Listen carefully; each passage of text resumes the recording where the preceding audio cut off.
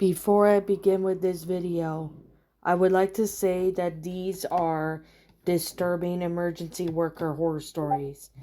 Now, I'm going to say some of them contains graphic material. Some are short while others are a bit longer. I would like you guys to please be respectful in the comment section, as these jobs aren't easy. These are stories real from police officers, EMTs, paramedics, firefighters, etc. So, with that being said, let us begin.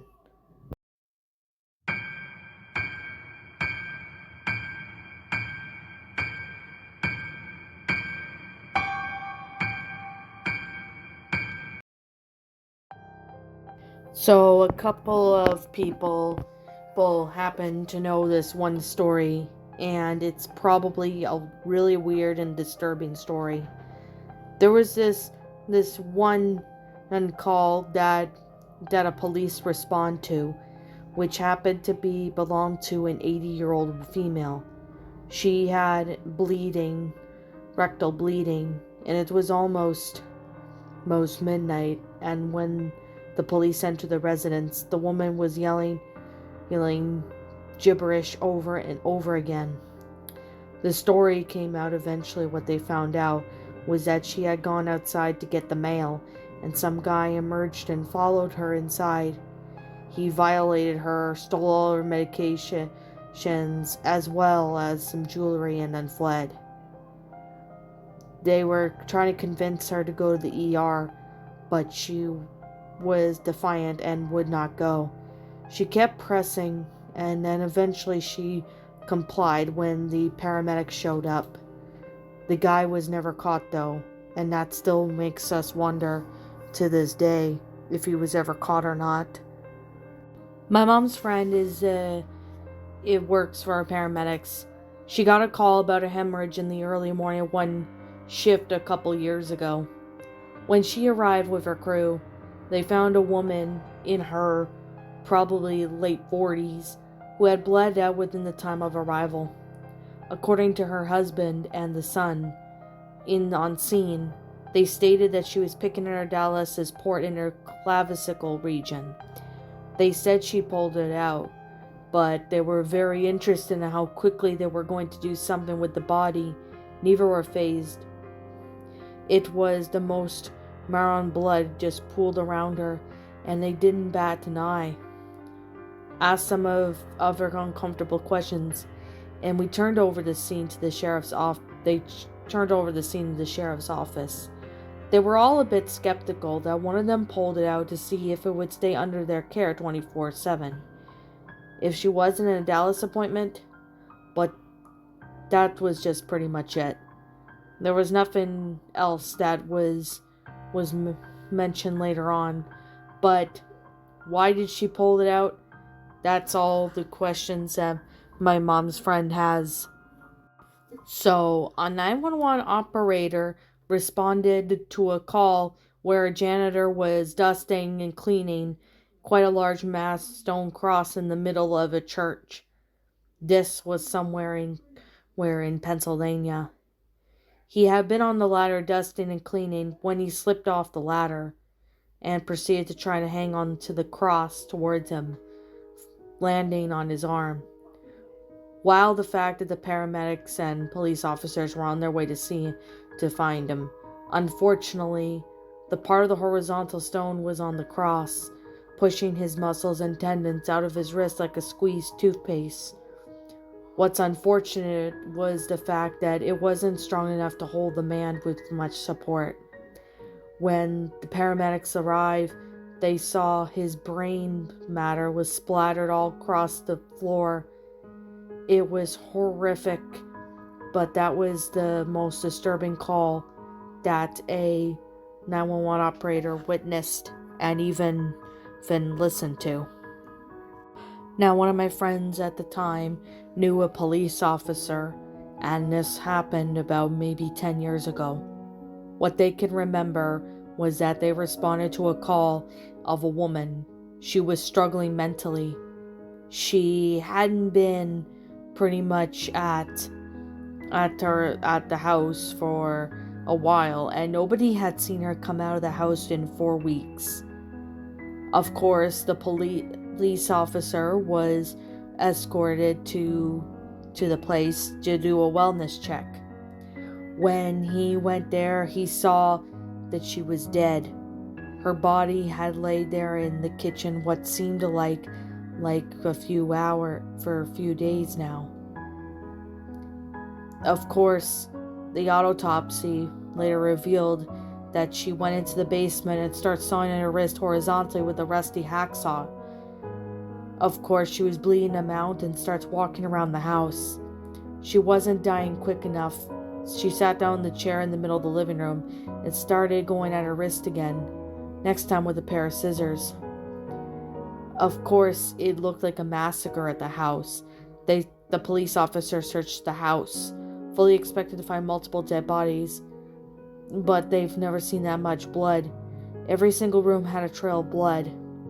The woman, however, was dead, and there was no clear if the woman was she wanted to hurt herself. They had no information on that whatsoever. A former firefighter told me this story. I was maybe around 15 or 16 at the time of this story. This was one story that actually was really, really messed up and scary. Right? Now, to be fair, this is definitely one that really stood out. Now, this firefighter attended a structural fire in an old office building that was used as a form of housing. At first, they thought they had only had one body, but realized while they were doing the declaration of what he thought was the body, the humerus, was actually all was left of a baby.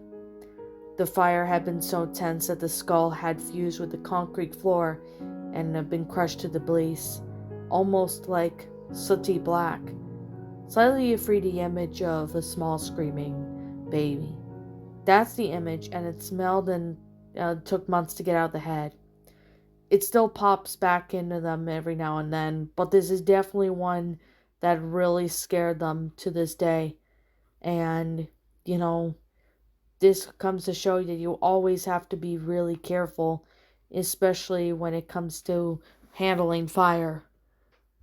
Now, a 911 operator happened to respond to a call by a man maybe in his early 50s.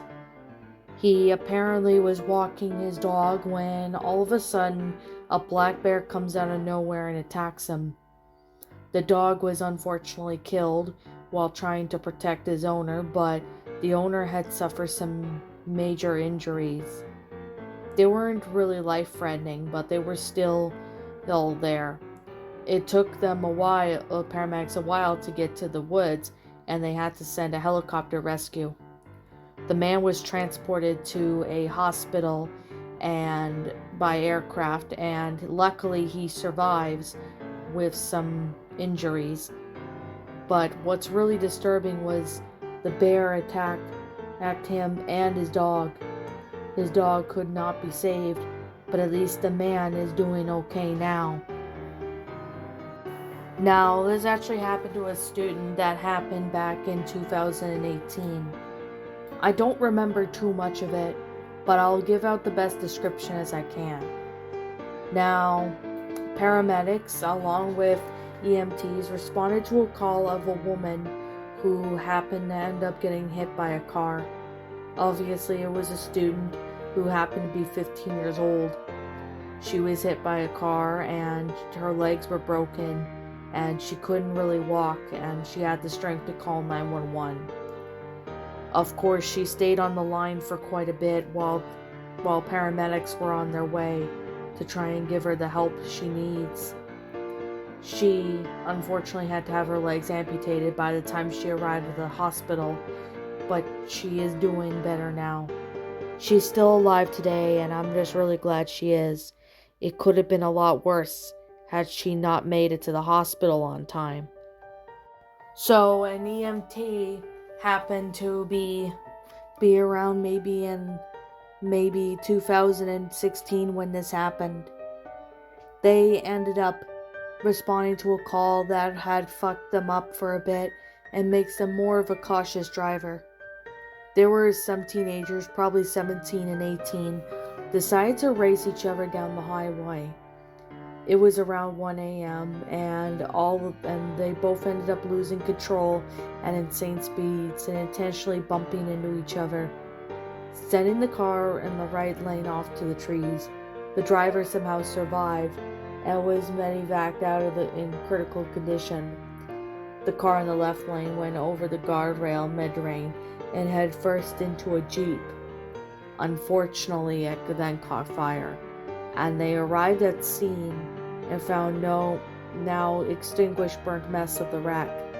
Passengers on the Mustang were just no bodily or facial recognition whatsoever, just charred carcasses of masses what used to be people.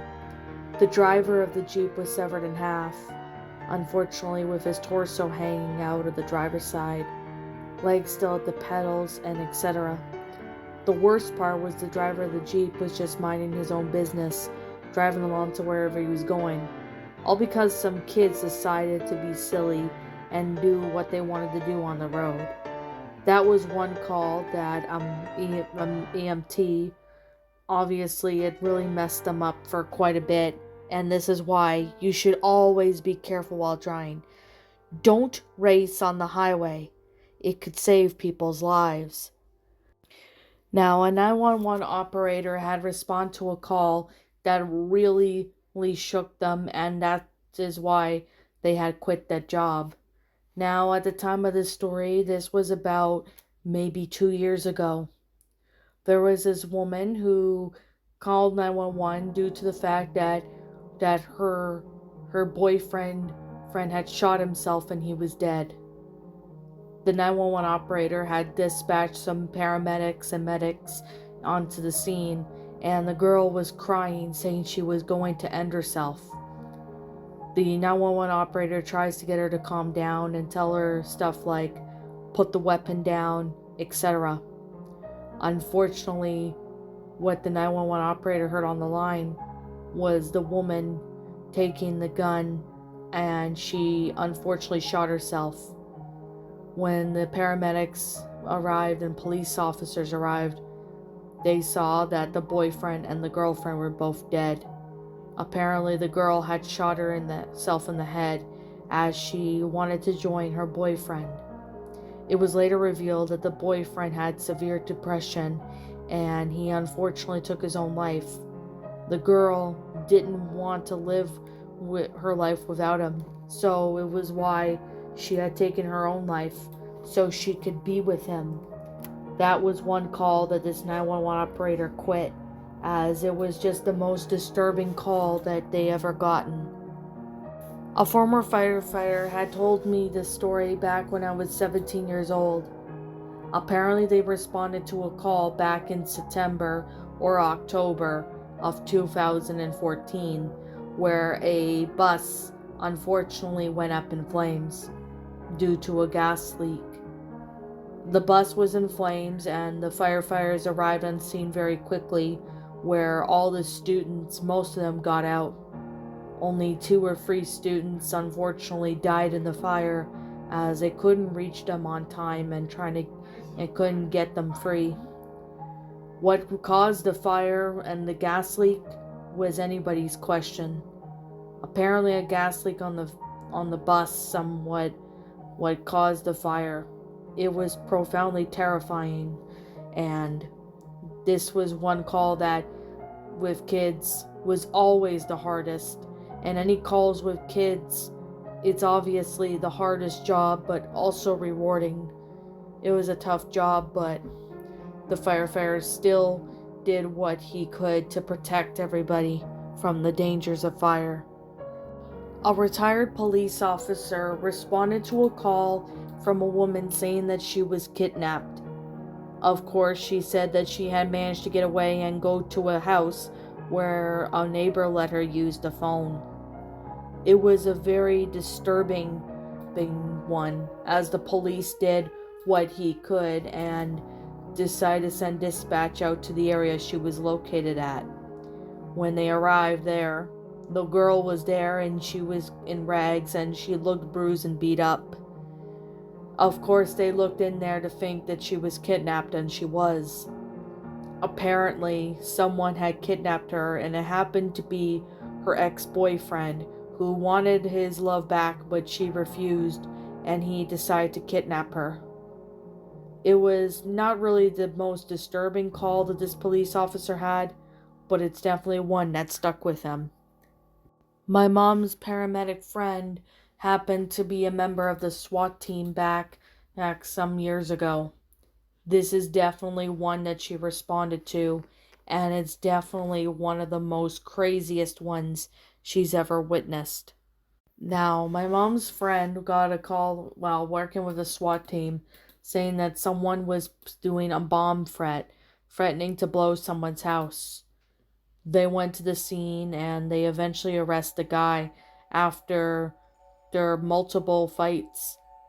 My mom's friend was shot, but luckily she survived. And of course, this story is definitely one of the reasons why she doesn't work with SWAT anymore. This story really still bothers her every now and then, and she'll never forget the day that she was shot. It's a dangerous world out there. You never know what's gonna happen. So this was actually happened to somebody back in the late 80s. I can't remember when it was, but it's definitely one that they really messes a few people up. Apparently, there was a woman who apparently went on social media and she eventually had a mental outburst where she started telling people that she was going to end her life.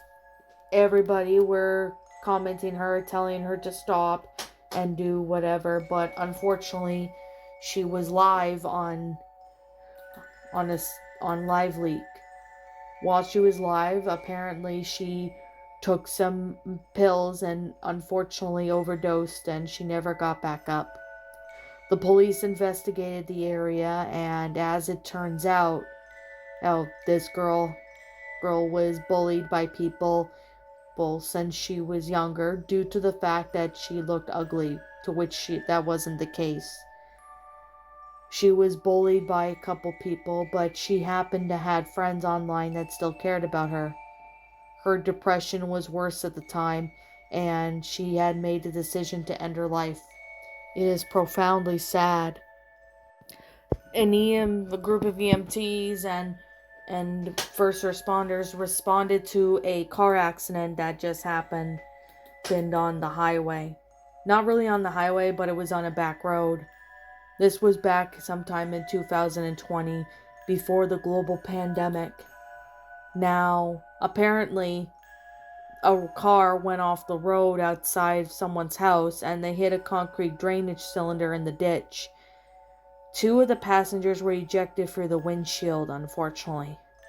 A neighbor who happened to see the whole thing called the paramedics, and they immediately rushed to the scene. When they got there were 2 girls. One was 16 and the other was 18. They were really bad cut up. The 18-year-old's face was hanging off pretty much while she was laying on the hood. Then she screamed about her child. They had found an 18-month-old wedged underneath the passenger seat, unfortunately in bad shape. It was a pretty hard scene, but as far as they were told and as far when they arrived at the hospital, that the baby survived, but with lifelong injuries. The girls barely survived. However, the driver was drunk and apparently he hit the car. That's what caused the car to go off-road and hit a tree.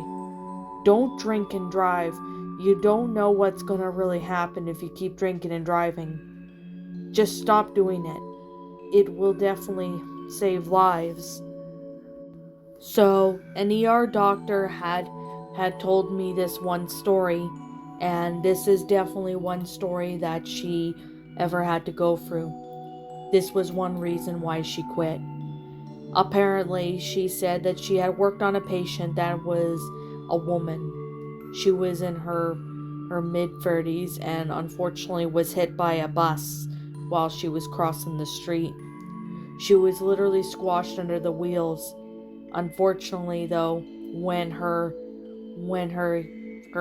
husband tried to save her, grabbing her only by the leg that was still visible, he pulled and pulled until he detached her from her body. It was very messed up, and it was profoundly terrifying knowing that the woman went through a lot. Unfortunately, due to lifelong injuries, the woman only survived for only a few hours before she died. It was profoundly terrifying and sad.